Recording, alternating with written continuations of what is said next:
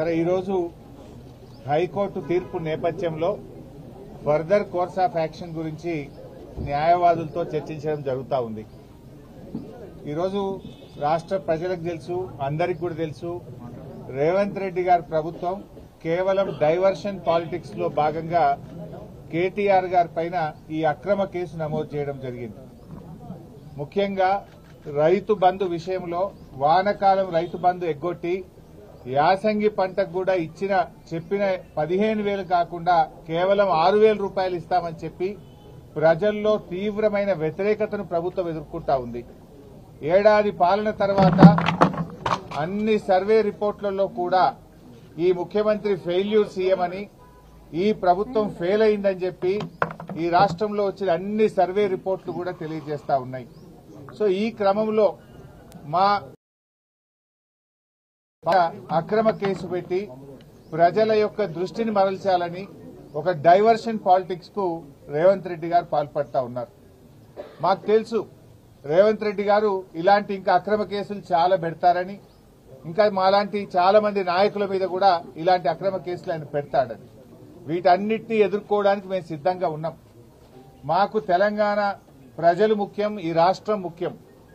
ఎన్నో పోరాటాలతోని త్యాగాలతోని తెలంగాణ తెచ్చుకున్నాం.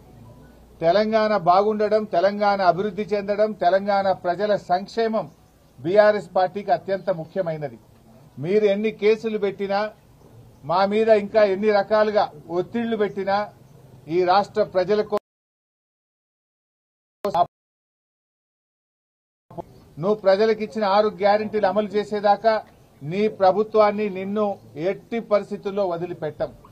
రేవంత్ రెడ్డి అనుకుంటున్నాడు బ్లాక్మెయిల్ రాజకీయాలతోనో, అక్రమ కేసులతోనో, అరెస్టులతోనో తన ప్రభుత్వం యొక్క తప్పిదాలను కప్పిపుచ్చుకుంటానో, మమ్మల్ని మానసికంగా బలహీనపరుస్తానని అనుకుంటా ఉన్నాడు. కానీ మేము మరింత బలంగా పోరాటం తప్ప ఎట్టి పరిస్థితుల్లో నీ అక్రమాలను గాని, నీ 6 గ్యారెంటీల అమలుపై నిన్ను ప్రశ్నించడాన్ని వదిలిపెట్టే ప్రశ్నే ఉత్పన్నం కాదు. ఈరోజు కేటీఆర్ గారి మీద హైకోర్టులో కూడా వచ్చిన తీర్పు కేవలం విచారణ కొనసాగించడానికే చెప్పింది హైకోర్టు. ఇది అక్రమ కేసు, దీని విచారణ నిలుపుదల చేయాలని చెప్పి బీఆర్ఎస్ పార్టీ తరఫున మేము కోర్టుకు వెళ్లాం. కోర్టేమీ కేసును నిర్ధారించలేదు, ఇది తప్పు జరిగిందని చెప్పింది గాని శిక్ష వేసింది కాదు. కేవలం విచారణ కొనసాగించడానికి మాత్రమే ఈరోజు కోర్టు అనుమతి ఇచ్చింది. విచారణకు సహకరిస్తాం. ఈ ముందు నుంచి కూడా కేటీఆర్ గారు 100% విచారణకు సహకరిస్తామని చెప్పాం. ఎందుకంటే మేము తప్పు చేయలేదు, అసలు అవినీతే జరగలేదు, రాష్ట్ర ప్రభుత్వం నుంచి ₹1 కూడా గ్రీన్ కో కంపెనీకి చెల్లించలేదు. అక్కడ ఇది ఎప్పుడు జరిగింది? రేవంత్ రెడ్డి గారు ప్రమాణ స్వీకారం చేసిన 3వ రోజే ఆ కంపెనీ ప్రతినిధి ఏడాది పాటు నువ్వు ఎందుకు కేసు పెట్టలే, ఏడాది తర్వాత ఎందుకు పెడుతున్నావు?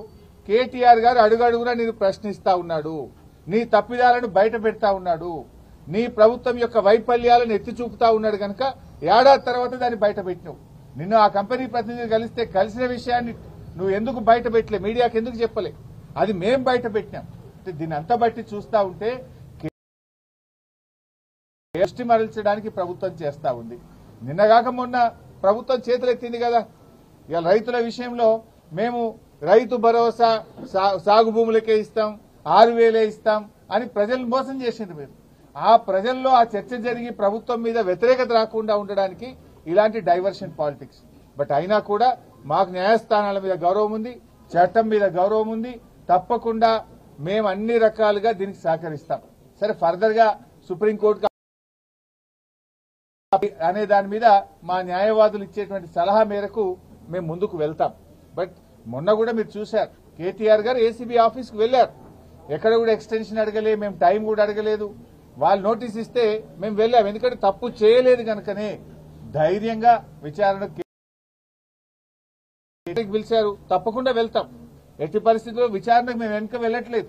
కాకపోతే ఈ ప్రభుత్వం తీరు బాగలేదు కనుక న్యాయవాదులతో నేను వెళ్తాననే కేటీఆర్ గారు అన్నారు తప్ప దాదాపు 45 నిమిషాలు విచారణకు వెళ్లడానికి రోడ్డు మీద నిలబెట్టినా కూడా ఓపిక్గా కేటీఆర్ గారు ఏసీబీ ఆఫీస్ ముందు నిలబడ్డారు. దట్ మీన్స్ మేమేం తప్పించుకోవాలని కాదు, ఎందుకంటే మాకు తప్పు చేయలేదు అనేటువంటి పూర్తి నమ్మకం మాకుంది. అక్కడ అసలు అవినీతే జరగలేదు. ప్రభుత్వ ఖజానా నుంచి ₹1 పోకుండా నువ్వు అవినీతి జరిగిందని ఎట్లంటావు? అవినీతే జరిగిన ప్రశ్నే లేదు అక్కడ. ఈ రాష్ట్రం ఇమేజ్ పెంచడానికి, హైదరాబాద్ బ్రాండ్ ఇమేజ్ పెంచడానికి ఈ రోజు ఈ కార్ రేసింగ్ ను కేటీఆర్ గారు హైదరాబాద్ తెచ్చారు. బాగా పనిచేశారు. వాస్తవానికి ప్రపంచం మెచ్చుకున్నది, దేశం మెచ్చుకున్నది. మిగతా రాష్ట్రాల ముఖ్యమంత్రులు కూడా ఇది మా రాష్ట్రానికి వస్తే బాగుండని చెప్పి ఇతర రాష్ట్రాలు మనతో పోటీ పడ్డాయి. కానీ కేటీఆర్ గారు ఒప్పించి మెప్పించి మన రాష్ట్రానికి తెచ్చి మన హైదరాబాద్ బ్రాండ్ ఇమేజ్ పెంచే ప్రయత్నం చేశారు. అంతే తప్ప ఇక్కడ అవినీతి జరగలేదు. ఈ రోజు కేవలం ఇది ఒక కక్ష సాధింపు తప్ప ఇంకోటి లేనే లేదు. డైవర్షన్ పాలిటిక్స్, కక్ష సాధింపు చర్యలకు రేవంత్ రెడ్డి గారు పాల్పడతా ఉన్నారు. సరే, నువ్వు ఎన్ని రకాల ప్రయత్నాలు చేసినా మా పోరాటం ఆగదు. మా లక్ష్యం తెలంగాణ ప్రజల సంక్షేమం, మా లక్ష్యం తెలంగాణ రాష్ట్ర అభివృద్ధి, మా లక్ష్యం పోరాడి తెచ్చుకున్న తెలంగాణ. కేసీఆర్ గారు 10 ఏళ్ల కాలంలో అనేక రంగాల్లో ఈ రాష్ట్రాన్ని అగ్రభాగాన నిలబెట్టారు. అది కొనసాగింపే మా లక్ష్యం. మేము అధికారంలో ఉన్నా, ప్రతిపక్షంలో ఉన్నా మాది తెలంగాణ ప్రజల పక్షం.